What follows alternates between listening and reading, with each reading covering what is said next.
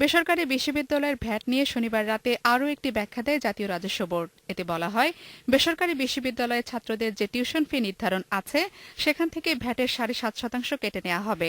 যেমন কারো tuition fee যদি 10,000 টাকা হয়, তাহলে সেখান থেকে ভ্যাটের অংশ বাদ দিয়ে বাকিটা যোগ হবে বিশ্ববিদ্যালয়ের তহবিলে।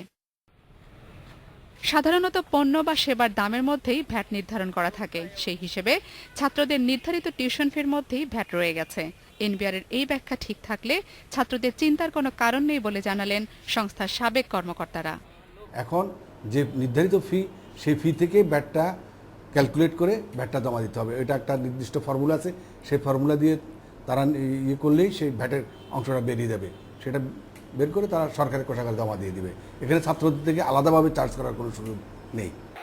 তবে তারপরও ছাত্রদের কাছ থেকে টিউশন ফি বাড়িয়ে নেওয়ার সুযোগ থেকে যাচ্ছে বলে মনে করছেন তারা।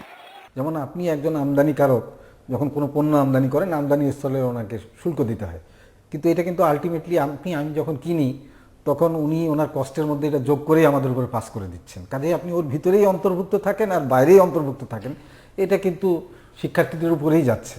এবং সেখানে আপনি যেটা বললেন যে বিশ্ববিদ্যালয় কর্তৃপক্ষ যদি এটা করতে চায়, তাহলে তারা এরকম একটা স্কোপ আছে যে তারা ওইভাবে টিউশন ফিটা বাড়িয়ে দিয়ে তখন বললো যে এটা টিউশন ফির মধ্যে আছে, এই স্কোপ তাহলে থেকে যাচ্ছে। চলমান ভ্যাট বিতর্ক নিয়ে এনবিআর কর্মকর্তাদের কেউ মুখ খুলতে চাননি। তবে টিউশন ফির ভ্যাট থেকে সরকারের রাজস্ব আয়ের হিসাব তৈরি হয়নি বলে জানিয়েছেন কর্মকর্তারা। জিমি আমির, ইন্ডিপেন্ডেন্ট নিউজ, ঢাকা।